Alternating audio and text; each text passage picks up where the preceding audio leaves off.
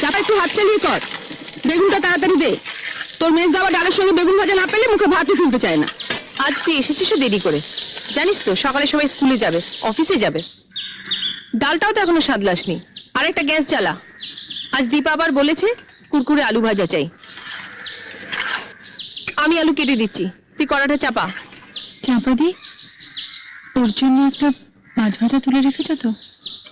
না বাপু, ভুলে গেছি। বড় বৌদি আজ আমাকে মনে করিয়ে দেয়নি, সব আমি ঝুলে দিয়ে দিয়েছি। অত তাড়া দিলে কি সব মনে থাকে? আর কটা দিন অপেক্ষা করো, পুজো আসছে। মা দুর্গার কাছ থেকে 8টা হাত আমি ধার চেয়ে নেব। উফ, তোমাদের বাড়িতে 10 হাত না হলে কাজ করা আমার সম্ভব হচ্ছে নি। সরো।